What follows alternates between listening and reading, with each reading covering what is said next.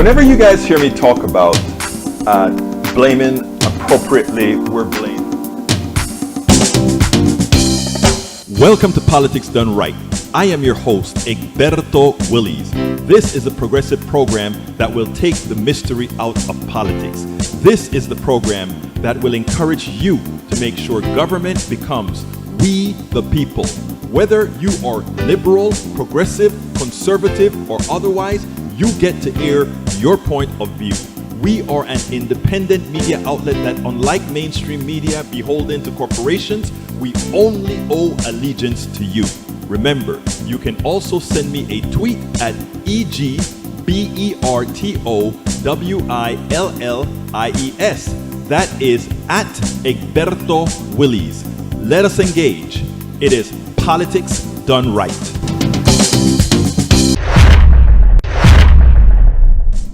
Well, folks, welcome to one more edition of Politics Done Right. I'm Egberto Willies, your host. Thank you so kindly for being a part of the show. We are going to have, what again? I say it every time.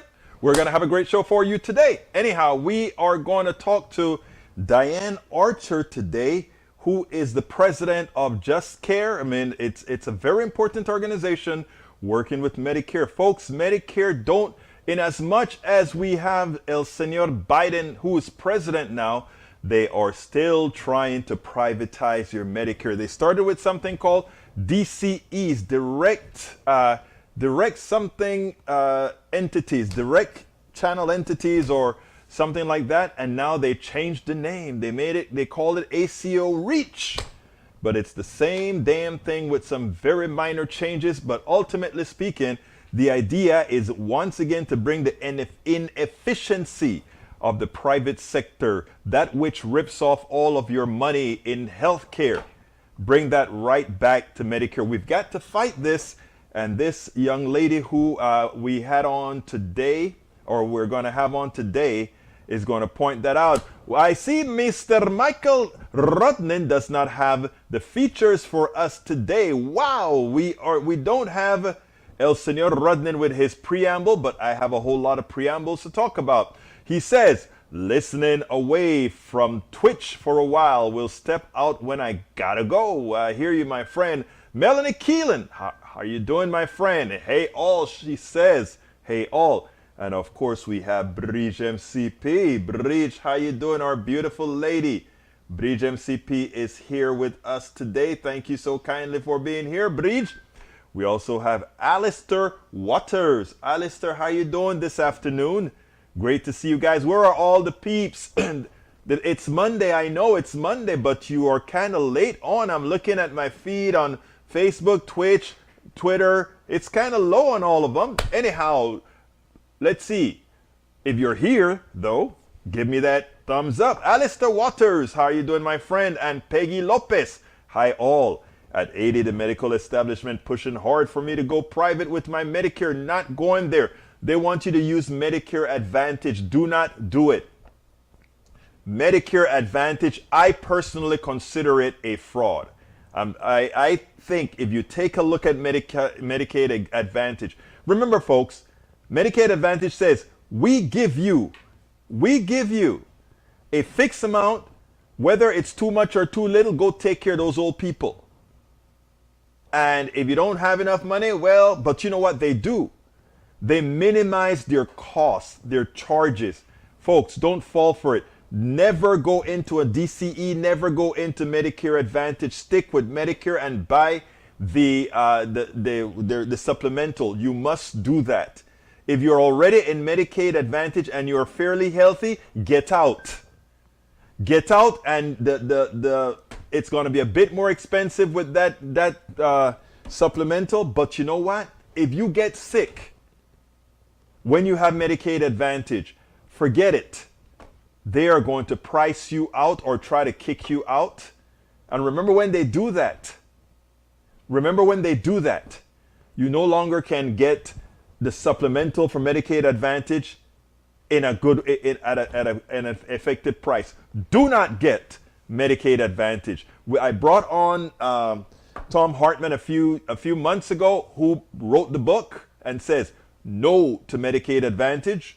Today I'm bringing on Diane Archer, She's going to have a longer story to tell, a more important story to tell about Medicare and all its permutations thereof. Roberto Luis, mi hermano favorito, ¿cómo estás, hermano mío? Roberto Luis está con nosotros hoy. Robert Lewis is here with us today. Peggy Lopez, it's a fraud. Not as much coverage as I have with Medicare and medical Medicaid. I hear you. We have got to be informing people about what's really happening. We can't leave it just to the market. This is, you know what? If I don't give a title of my show with some sort of an explosive thing, right? Maybe I should have said, Medicare, they're going to take your Medicare away today if ... But I didn't want to just do a click. I wanted to do a serious, effective thing with the expectation that people are going to see, you guys are going to take away my mother's Medicare? You guys are going to take away my father's Medicare in this form? Folks, share this stuff. Make sure your relatives see it. And if you already have Medicaid Advantage and you're healthy, find a way to get the hell out. If you already have it and you're sort of have a pre-existing that, the supplemental is not going to work for you, sit it out a while. We are still working hard on Medicare for all. We're working our butts off. And you'll hear that when we speak to Diane Archer as well. But this system is really, really trying to squeeze as much as it can out of us. As much as it can out of us. And Bernie Sanders is at it on it as well. Let me go ahead and pull up the article from Common Dreams because it's an important article. I hope it hasn't scrolled down yet. But Bernie is out there saying, we are going to re-enter the Medicare for All bill again because what they're doing here, let's see if I can find that article. I need to find that article. I had it linked in my show, pero no estoy encontrándolo ahora. Let's see, on slime or for-profit health system defending no, that's not it. Anyhow, I tell you what we'll do. Look it up while I play the stuff for Diane Archer, and then we'll take it from there because it is imperative. It is imperative that everybody sees it. So anyhow, what I'm going to do is I'm going to say, vamos a comenzar. Let's go ahead and start and bring Diane Archer to the fold, and then we'll take it on the other side. Let me go ahead and cue up Diane Archer for us to listen to right now, and then we can take it on the other side. Diane Archer, here you go. Welcome to one more edition of Politics Done Right. I'm Egberto Willis, your host. Today we have a very special guest, something that's gonna discuss a subject that affects every single American at some time in their lives. Diane Archer. Diane Archer is president of Just Care USA, an independent digital hub covering health and financial issues facing boomers and their families and promoting policy solutions. She is a past board chair of Consumer Reports and serves on the Brown University School of Public Health Advisory Board. Ms. Archer began her career in health advocacy in 1989 as founder of and president of the Medicare Rights Center, a national organization dedicated to ensuring that older and disabled Americans get the health care they need. She served as Director Healthcare for All Project Institute for America's Future between 2005 and 2010. Diane Archer, welcome to Politics Done Right. Thank you for having me, Egberto.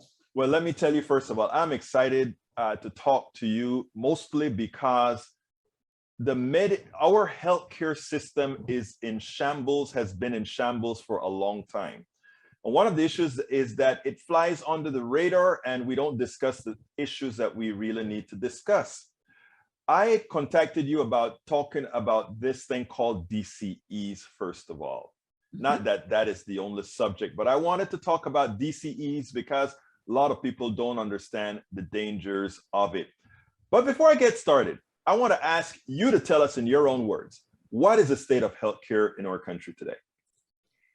Healthcare is a total mess in this country. And it's a mess for one principal reason, which is that we've handed over control over our healthcare to corporate health insurers that are in the business of making money for their investors and do not put people's healthcare needs first. And in addition to that, they are unable or unwilling to control costs or improve quality of care.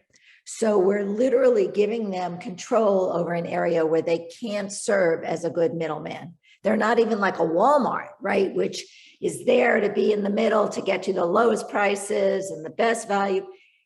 This is the opposite. And that is why every other industrialized democracy does not turn over the business of healthcare to corporate health insurers. They take control. And some people believe, oh, well, they do have private insurance. Oops. Thing. And the reason it's different is because in those countries— I need to stop you a second because we had a temporary internet block. Some people think they have private insurance. Some people think that private insurance is the same, no matter who gives it to you or where you get it, and it's not. And private insurance, if it is under the direct control of the government, where the government is saying to the private insurer, or a large employer maybe is saying to a private insurer, we can go further there, this is what you're going to pay for it, this is when you're going to pay for it, this is how you're going to pay for it, and we want everybody covered, and this is what they're going to have to pay. That's one thing. We could talk about that. In the case of most health insurance in this country, what happens is the opposite. The insurers get a flat fee per person, and they're told, cover these benefits. And then they get to decide what to pay for and when to pay for it and how much to pay for it. And as a result, people who are sick and need costly health care get screwed. It's that simple. Now, Diane, I have a problem. Okay. We have asked Americans to forget basic arithmetic that they've learned in school, that somehow having the cost of healthcare, having some particular cost that is absolute, and having an entity who pays it cost you more than instituting another group of people who must be paid out of the same pot. We have asked people to avoid, to forget basic math, that if you put a third person in there, that third person or third entity also has to be paid. So the total cost of the product goes up or you get less of the product. The two of them cannot exist at the same time, correct? Totally correct. And not only have we said to them, forget the math and forget about the fact that we're adding this extra layer of bureaucracy and extra cost, we're also saying, choose among a bunch of them and forget the fact that they're all different and that you're going to be choosing blindly because we're not going to tell you what the difference is. And so basically we're saying, pick the plan that's right for you, recognizing that many of them may not be right for people, and forcing people literally to play Russian roulette with their healthcare because they don't know if they're picking a plan that is going to give them the care they need when they need it or not. You know, I find it ironic that they always talk about having choices, right? And the only plan that really gives you choice in the Medicare field, whether it's Medicare Advantage or just straight Medicare, is Medicare, the one run by the good old United States, we the people. And why? That is because, of course, you get a chance to choose your doctor, your hospital, etc. All the others choose it for you. Am I correct?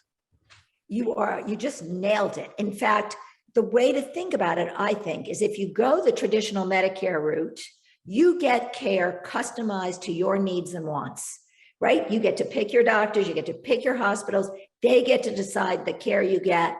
And basically, if you have supplemental coverage, you don't have to worry about the cost, nor do your family members. You can sleep at night knowing that you're going to get the care you need. And when you go to the private side, to the Medicare Advantage side, you have no clue.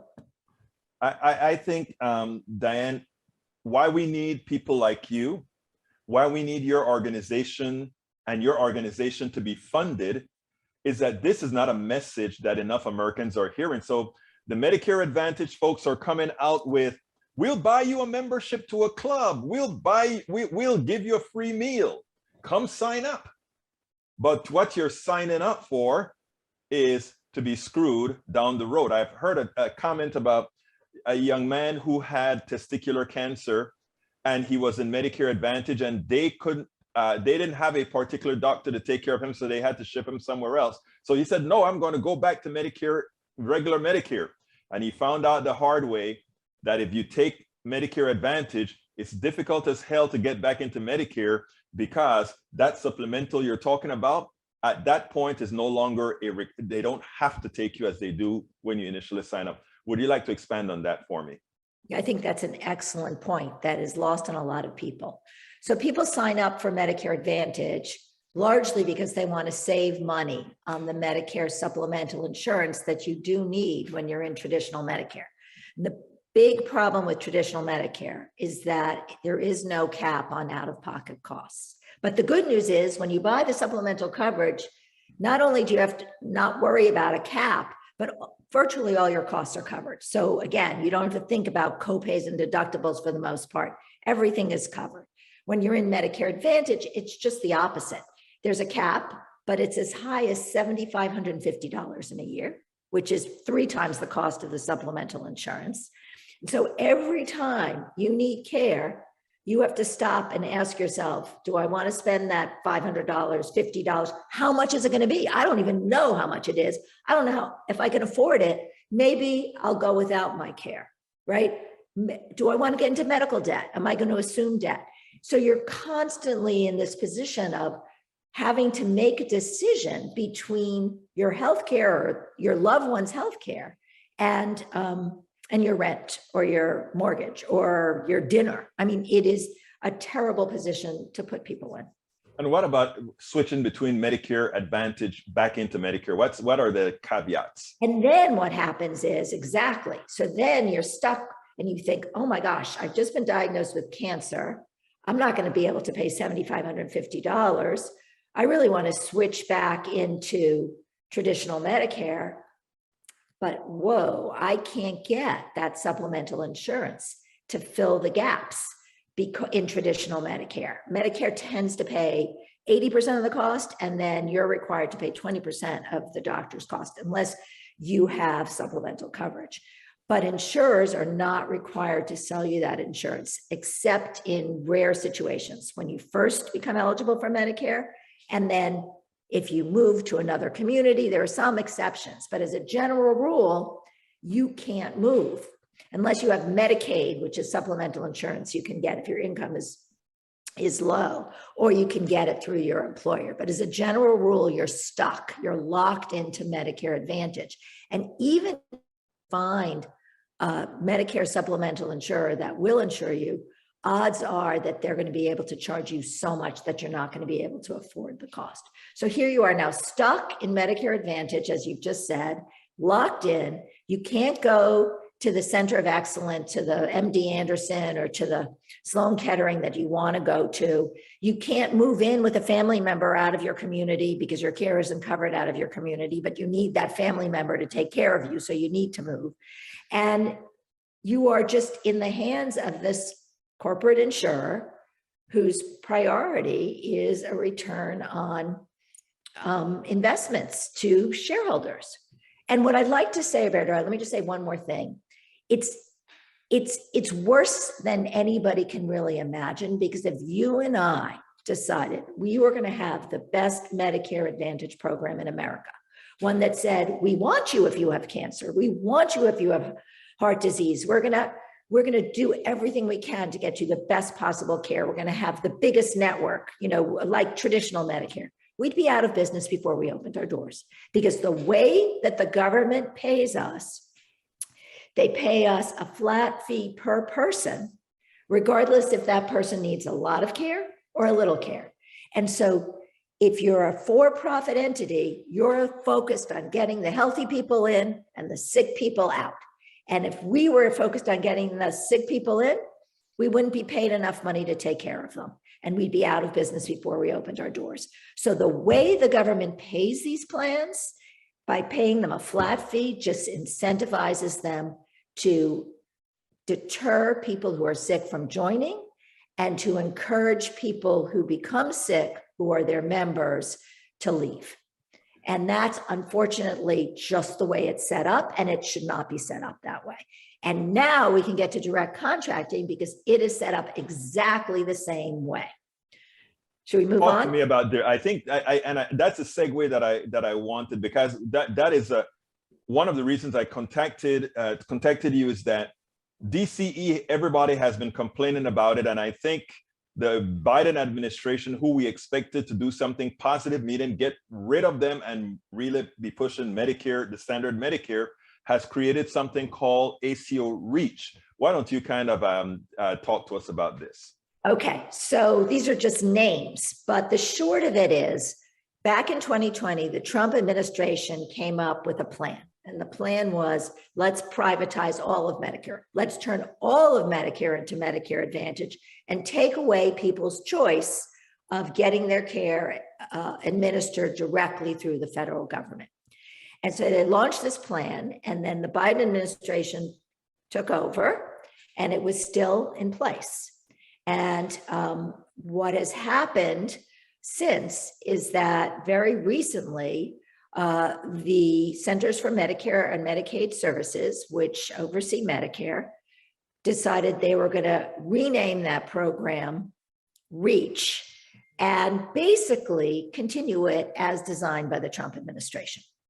And that means that if your doctor signs up with a private insurer or a investor, like a private equity investor, to administer your care in traditional Medicare, then you will be under the control of that investor or insurer when you need care. That investor or insurer, exactly like in Medicare Advantage, will decide whether you need care and whether it's going to pay for that care.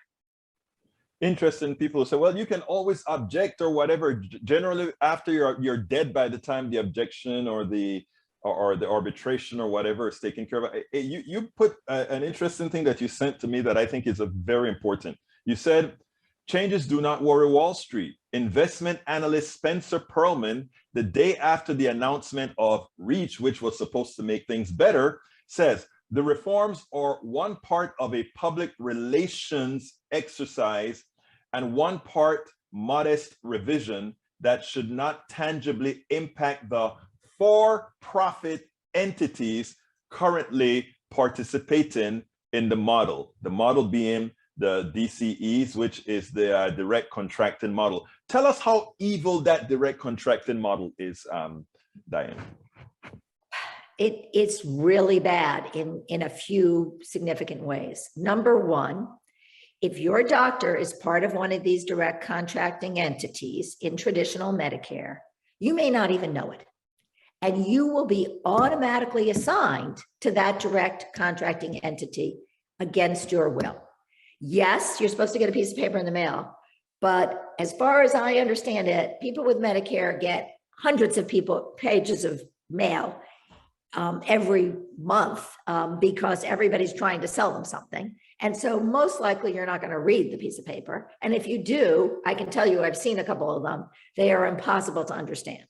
So you're going to go to your doctor, continuing to think that you're seeing the same doctor, and you, at some level you are, but at another level, this direct contracting entity, now in the business of figuring out how to drive profits for its investors, is going to be telling your doctor how to deliver care to you. And that could mean that instead of the half-an-hour visit you're used to, you'll get a 15-minute visit. It could mean that instead of that doctor referring you to a high value or an excellent healthcare provider if you get sick, the doctor will be told by the direct contracting entity, send this person to this healthcare provider who costs very little, who will be good enough for your patient. And you won't know the difference unless you ask your doctor. And so one big piece of advice is talk to your doctor, find out if that doctor is part of one of these direct contracting entities. And if so, ask your doctor point blank if he or she is being told to change the way your care is received, what care you get and when you get it. Absolutely, that is the case, because that's how these entities make money. That's their job, is to limit the care you get. And we know in Medicare Advantage, as we've talked about the private side, the corporate side of Medicare already, that people in Medicare Advantage get as little as 30% fewer services than people in traditional Medicare. So there's a lot of people who think, oh, well, I'm going to get Medicare benefits in Medicare Advantage. I'm going to get Medicare Advantage in traditional Medicare. What difference? And the difference, as you said, one huge difference is who's going to give you those services. You know, is it going to be a high quality provider or a low quality provider? In Medicare Advantage, we know that the skilled nursing facilities are lower quality. We know the hospitals are lower quality in overall. We know that the home health services are lower quality overall from independent researchers. And we know that there's widespread inappropriate delays and denials of care and coverage, according to the Office of the Inspector General. That's what's going on already in Medicare Advantage. So you can expect to see exactly the same thing if you're in a direct contracting entity in traditional Medicare. Now, you do have the right to opt out. That's the good news, if you know you're in. So first find out if your doctor is part of one of these entities. And if the doctor is, find out how your care is being restricted. If you need costly services, if you have serious health needs, you may want to change primary care physicians. Now, that's asking a lot of anybody, because that's undermining your continuity of care, which is really, really, really important. But the person who you signed up to have as your doctor is actually not going to be practicing the same kind of medicine as that person was before that person was a part of a direct contracting entity. Maybe it's conceivable that person will deliver good medicine. I can't say absolutely that person will not, but what I can say, and what you've already said, is that there are financial incentives to delay and withhold care from patients. And one more thing, those doctors, in many instances, are going to be paid more when they listen to the direct contracting entity and make more money for the direct contracting entity. And they make more money by withholding and delaying care. I mean, that is important. And I'm glad that you ended this little segment on that issue. I want to take a little bit of liberty here to talk basic economics and common sense. And it is important for those that are listening to us right now, those that are listening to Diane, realize one thing. And first of all, these corporations are not doing anything wrong. They're not doing anything illegal. They're doing what they're supposed to do. Private corporations are supposed to maximize the values for their shareholders, and in doing so, maximize their own bonuses for the executives. There's nothing wrong about that in a society.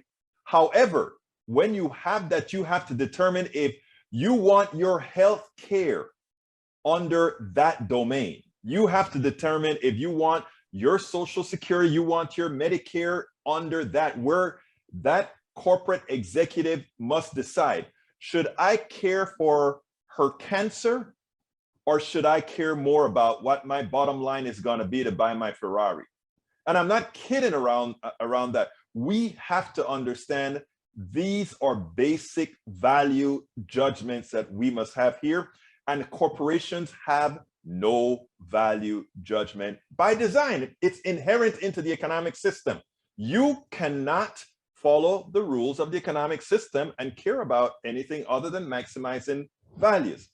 I want us to discuss a little bit further. How can we ensure? Again, I said earlier, it's about common sense and economics. And one of the good things, or one of the bad things I should say, is that the corporations have unlimited funds for marketing plausible stupidity, which is what I think they do. In other words, they make us less smart with their marketing. You see a Medicare Advantage advertising, somebody's happy that they got a membership to keep themselves healthy at a club, at a health club. Somebody sees that they get a coupon to go to a restaurant to buy something. These little shallow things that ultimately cost you much. How can we, those of us that are trying to do the right thing by everybody else, get our message out best we can? You made a number of really, really smart points. These companies are doing exactly what they're in the business of doing, and it is not about putting our healthcare first. It's about taking as much money out of the healthcare system as they possibly can. And our job is to push for a cost-effective healthcare system that is designed to meet everybody's needs, not simply the needs of people who are healthy, but the needs of the people who are the most vulnerable, the people with lower incomes, the people with serious health conditions, people in rural communities, people of every which type need to have their needs met. And that is the best way to ensure that is with a program like Medicare for All, where everybody is covered for what they need at a price they can afford. The way Medicare for All is designed, there are no copays or deductibles. The cost of the program is really coming out of the tax system. Mm-hmm. And it's so much more efficient. I mean, one thing we haven't talked about is Medicare Advantage is costing us literally hundreds of billions of dollars more over the next 8 years than traditional Medicare. The projection from a fairly conservative economist is that it's going to cost $600 billion more over the next 8 years than traditional Medicare would cost. That is real money. And so you can just imagine, as if the government succeeds at getting everybody into one of these Medicare Advantage plans and destroying the traditional Medicare program, the program which would be the foundation for Medicare for All, then what's going to happen? Well, I can promise you one thing, as you know, the corporations are not going to sit back quietly and take a huge hit to their profits. They're just going to shift more costs onto us. They're perfectly happy doing that. Now, that might mean that, some people will be able to afford those costs, but a lot of people are going to end up literally dying or becoming disabled needlessly because they can't afford their health care. And honestly, I mean, the sad reality is that is happening today. There have been a few pieces out, one out of the National Bureau of Economic Review, looking at just out-of-pocket costs for prescription drugs for people with Medicare. And what that study found was that a $10.40 increase, just a $10.40 increase in copays, led to thousands of needless deaths a year because people dropped their medicines. They dropped their medicines to manage their heart conditions. They had heart attacks and strokes. I mean, this is really criminal. It's just unbelievable what the wealthiest country in the world is allowing to happen. But there is a solution, as you say. Medicare for All, it's cost effective. It gives people exactly the care they want, literally customized to what you want. If you're traveling to Arizona and you need care in Arizona, you get it. If you want to see a particular doctor, you get to see virtually every doctor in the country, with some exceptions, but basically you get to see them all. And hospitals as well, you can use them. There's no restrictions. You get what you need when you need it. And you don't have to navigate these incredible hurdles that the corporate health insurers put up to help delay your care. Not only to speak about the doctor's offices that won't have to deal with 100 different insurance companies anymore. They just submit a bill, and all the staff that they would have needed to process all of that is no longer there. Dan, look, I can't tell you how important your message has been today. I asked one last question every single time, and that is, what would you have liked me to ask you that I didn't? I think you really covered the full range very effectively, Alberto. Thank you so much. One final thing. What can people do now to fix this tragic situation? And what they can do is write the White House, write their members of Congress and say, end the direct contracting program, the DCE program now named REACH, immediately. Protect our traditional Medicare. Allow us the choice of traditional Medicare. Don't force us into a managed care plan. Well, Diane Archer, president of Just Care USA. Before I close, I want to thank you for the work that you do, because we need this work at a massive level.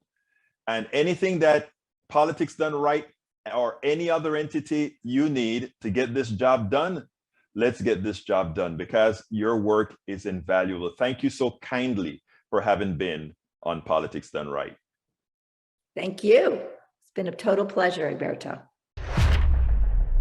Willis, as host of Politics Done Right, a progressive radio media show on Pacifica Network's KPFT 90.1 FM Houston that engages all ideologies, I found that our political angst isn't mostly ideological. There is a well-designed effort by many in power to control us. If we are at each other's throats, we are less likely to demand our economic and local wishes. In that light, I wrote 3 books.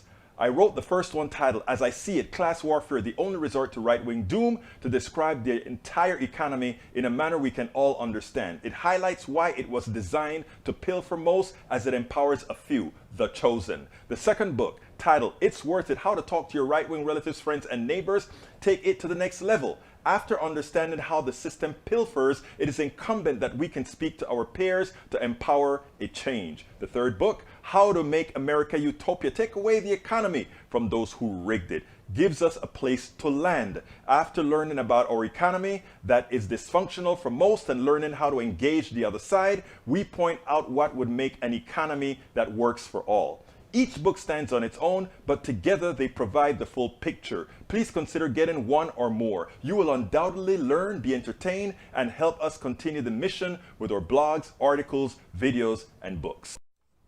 So yes, folks, I hope you enjoyed that. You enjoyed listening to Diane Archer. I think the work that she does is invaluable, and we'll continue to feature people like her to bring us up to speed. We do need your support. You can go ahead and get that book. Here's our books. Here's a link, politicsdoneright.com/books, politicsdoneright.com/books.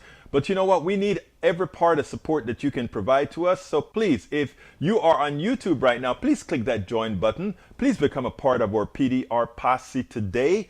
If you don't see that join button, or if you're on another platform, just go to politicsdoneright.com/YouTube, politicsdoneright.com/YouTubes, and I just added that into the chat. You can also support us by becoming a Patreon. politicsdoneright.com/Patreon. Patreon is spelled Patreon, Patreon, politicsdoneright.com/Patreon. I just added that as well into the chat. But the best form, of course, is to support us via PayPal. politicsdoneright.com/PayPal. politicsdoneright.com/PayPal. Spell, well, you know how to spell PayPal. politicsdoneright.com/PayPal. We have a whole lot of stuff in our store. Please visit our store. Everything that you purchase from us, whether books or items in our store or contribution, you are making sure that I can get this job done. I just got notification from Netroots Nation. We, again, Politics Done Right, has gotten a table on Radio Row. It's going to be in I think it's Pittsburgh, or is it? I think it's Pittsburgh this year. We're going to be having Pittsburgh, Pennsylvania in this summer. So later on, we're going to be doing a GoFundMe to get us out there, and we'll have perks and all that kind of stuff to get us out there in Pittsburgh. But let me tell you, it is an honor when, for the last several years, every year, your small Politics Done Right has gotten there on the limited space that they have there on Radio Row, and we're going to be able to talk to all the politicians and activists, all the progressives that are going to be out there. When we get out there, it's over 3,000 people out there from every one of those progressives you see on Congress. They will be there, and yes, we'll get a chance to interview quite a few of them, talk to up-and-coming activists, etc. So keep that on your radar, because we're going to be in Pittsburgh, and any of you that's in the Pittsburgh or surrounding areas, when I'm out there, come on, let's go get a cup of coffee out there in Pittsburgh, Pennsylvania, when we get out there all good and well. Folks, please remember to support us again. Our all-in-one encompassing support. If you want to know all the different methods in which you can support us, politicsandright.com/support. politicsandright.com/support. Look, you earlier on, Bridge MCP, you asked about, August. You asked about, thank you, Bridge, about how does GoodRx work? GoodRx take advantage of the fraud that is our drug system. You know, there's a middle person in drugs in this country called the PBMs. I think it's called Pharmacy Business Manager or something like that, PBMs. In other words, you know, there's always a middle person trying to capitalize on your money. So what they do is they aggregate their services and sell it to insurance companies and all of that on purportedly to reduce the cost of drugs. I mean, reducing the cost of drugs is simple. Drug companies, you charge too much. We take the patent away from you. It's that simple. When you stole the patent from the universities in the first place, that was the deal you made with the United States government. You said when you got that patent that if for some reason you can't manufacture it in such a manner for people to use it, the government can go ahead and start manufacturing. We never take advantage of that clause. Why? Because you know the government too often is owned by whom? The plutocracy. But it's written already in the law.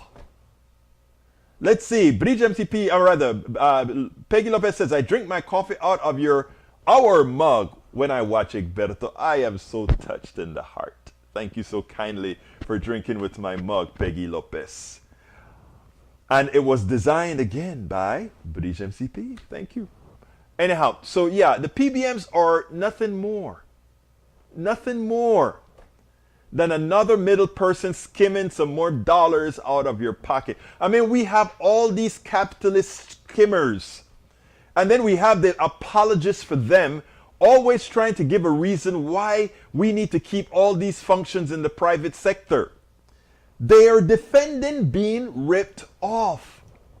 Talking about syndrome. Come on, help me out here. Talking about Stockholm Syndrome. That's what it's called, Stockholm Syndrome. Let's say, so Egberto Willis, you're saying GoodRx is not good. I'm saying GoodRx is good, but they are only in existence because of how bad PBMs and drug companies are. Let me give an example. I've lived the example. My wife has a drug that she takes for lupus. And the drugs that she took for lupus, getting it from the insurance company. You guys are not going to believe this. You're not going to believe this.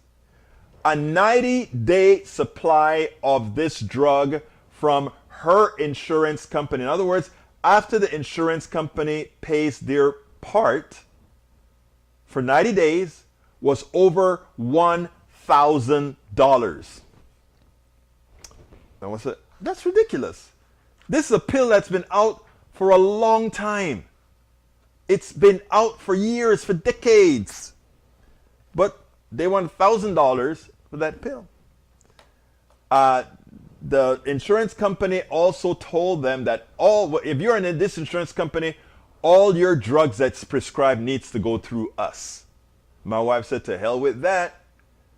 We are going to go ahead and try GoodRx. And GoodRx for the same drug had the price at $89 for a 90-day supply. $1,000. If you don't see the fraud and the corrosive nature of our healthcare system just by presenting that, come on, folks.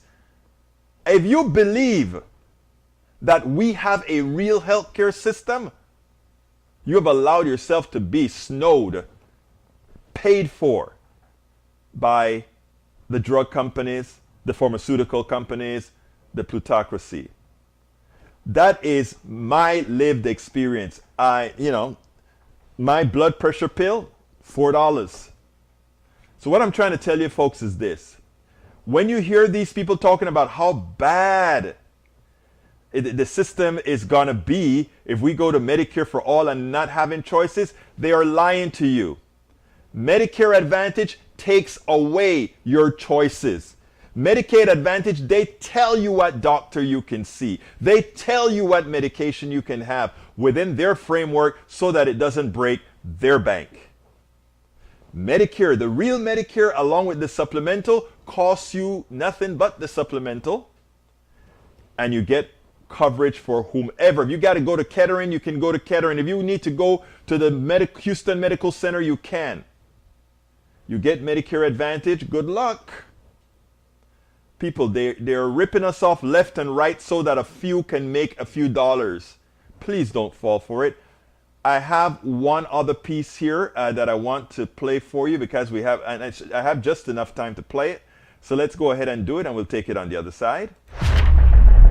Whenever you guys hear me talk about blaming appropriately where blame belongs, people don't understand. But what I want to show you how ingrained within the psyche of not only the political brass, but journalism, the blame the average American citizen as opposed to those who are effecting damage on us all. I want to show you this. Most people aren't going to catch it, but I want you to see this and then we'll take it on the other side. The biggest domestic political fallout from the current war, obviously, is gas prices. And we are up to some 24 states that are considering gas tax holidays. One right here in neighboring Maryland already has done it. Georgia's already done it. It's hard to say no to these as a politician, Shane, is it not? Absolutely, and it's something that the states can do unilaterally, right? They can take a bigger chunk out of the gas prices than the federal gas tax can be. At the end of the day, it's not going to dramatically lower the price at the pump, though. I mean, these prices are factored in. Oil is sold on the global market. It's an indexed price. It can make people feel really good, and it can let the governors say, hey, I'm doing something for you, when maybe it looks to make the president look a little bit weaker, but it's a Band-Aid. It's terrible policy. First of all, there's no guarantee legally that the producers or the retailers are going to pass that break on to the consumers. Second of all, it gets people to drive more when supplies are short, so it's going to pump up prices overall because it's inflationary. Right. And third of all, it's terrible climate policy. So it's really bad policy. It's also terrible pothole policy. Forget climate. Like, it depletes the transportation the fund. Highway Trust Fund. So it's a $20 billion hit on the Highway Trust Right. Fund if everyone did it. But the other thing is the windfall profit tax, and that's what senators and other House members are really looking at. But that would get producers to produce less. So there's no really quick The issue is the oil supply. So I got to ask, David, is the Iran deal, is some of the motivation here about increasing some supply too? Is this why we're still I don't think it's around the here? reason. I think, Or is it a benefit, There's the a potential genuine desire, obviously, to cap the Iranian nuclear program again. But that is a side benefit. The administration had hoped that our erstwhile Saudi friends might help out by pumping a little more oil. That doesn't seem to be happening. They said niet. They said they did right. So I think that is a benefit. I just have to say about gas prices. I know that this is a big political issue, but there's a sense of disproportion. I mean, here's the center of Europe in flames, and the big issue in America is our gas price going to go up, by another 50 cents.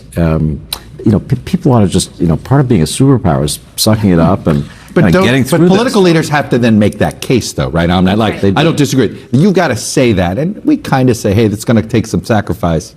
Oh, by the way, the administration's thinking about passing out gas cards. You want to talk about messing up the supply? That would have done that. Gas prices are the easy thing to point to, right? Both for Republicans who are looking to make a point against this president and also for people to say, how am I feeling day to day?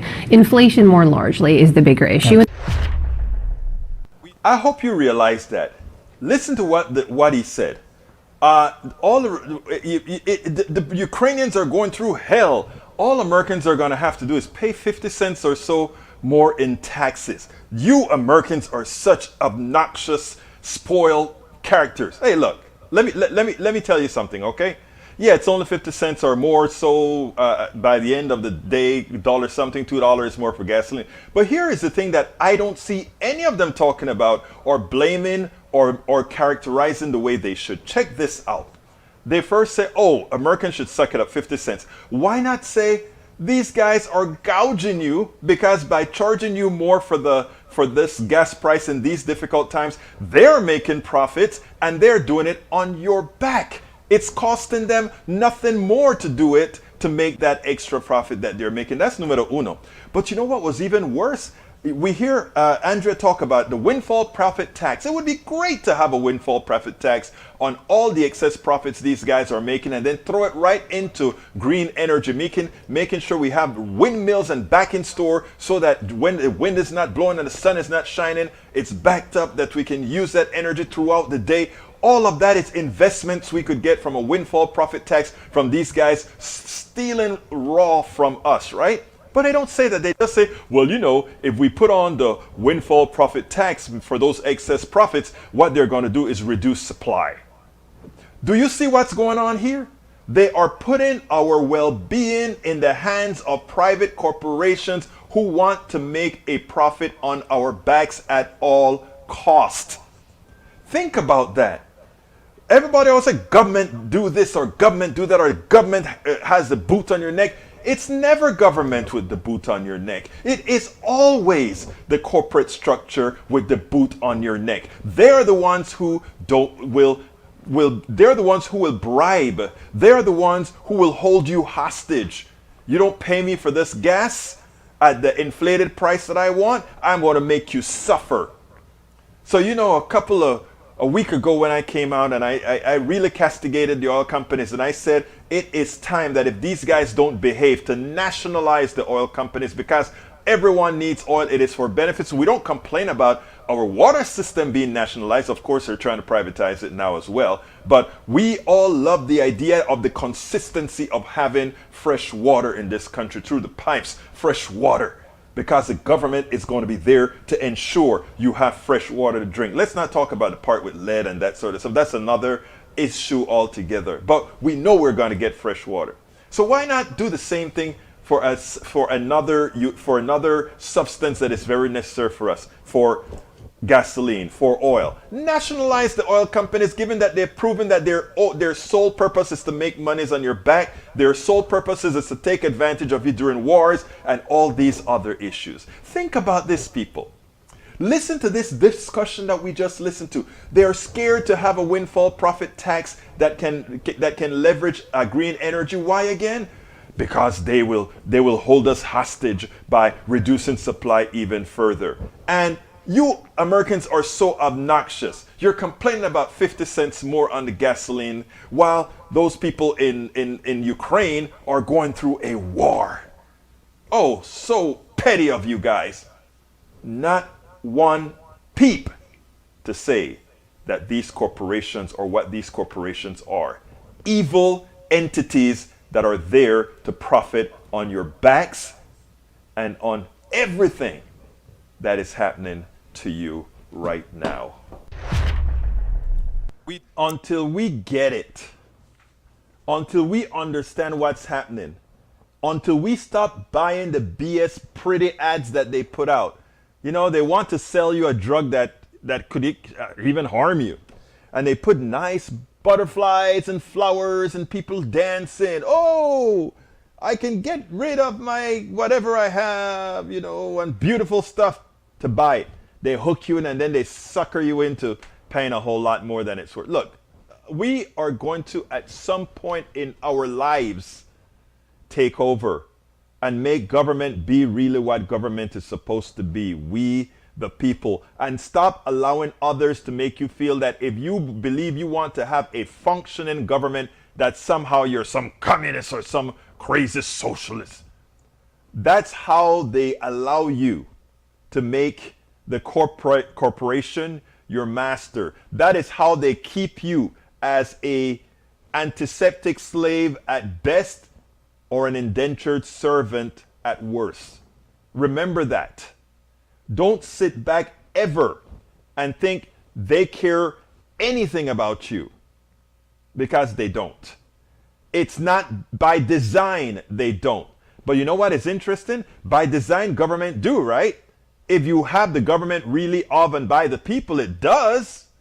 if we make government function as it should, not a purchased government by those evil plutocrats, but one that you really go from the grassroots and you start telling people, let's all be a part of this government and actually participate in the government, not be agnostic about the government, not sit back and say, well, I can't make a change. Their goal is to bust your spirit. If I bust your spirit, if I take away your pride, if I take away your urge to do what's right, I've got you. You know, I always talk about the preacher, right? The preachers are like the plutocrats to government. In other words, preachers, in my opinion, many preachers preachers are like plutocrats who run the government, right? They don't immediately take your money. You notice what Medicare Advantage right now is doing? Is they're giving people deals. You want Medicare Advantage? We'll give you a free membership to a gym. We will give you a free dinner once a week. We will do all these nice things. It looks all pretty, right? They're investing in controlling your mind. What does a preacher do, right? You just join a church, a preacher don't say, hey, I want 10% of your income. I want to see your 1099. I also want to see your 1040, all that. They don't say that right up front, right? They make you feel at home. They make you feel comfortable. They fill you up with love. They don't want your money. They want your mind. And once I have your mind, I have more than your money. Think about it. And what we try to do here at Politics Done Right is ensure everybody's mind is so strong that none of that ultimately works. Folks, I want you guys to please remember to support us. If you are on YouTube, click that join button, become a part of our posse. Please, if you're on some other channel, just go to politicsdoneright.com/YouTube if you want to join it on YouTube, or go to politicsdoneright.com/Patreon to become a patron, or go to politicsdoneright.com/PayPal to provide us a contribution on PayPal, either monthly or singly, whichever one best for you. But we need to get this word out. Please share. Always also remember to share. And for everybody that's given me stuff, thank you. The links and whatever, I'm going to take a look at them afterwards. Thank you so kindly. Preachers are more worried about money than being concerned about the common good for all of America. Tax churches should have been done long time. Bridge MCP says, thanks for good show, good info. Say hey to Ashley. Much love, will do. Thank you so kindly, guys, for always checking up on my baby. Look, I got to get out of here. But I want you guys to know the goal of much is to disempower you. The goal of this show is to empower you, ensure you empower others as you also empower us all. My name is Egberto Willies. This is Politics Done Right, and you guys know how I end this baby. I am what? Out!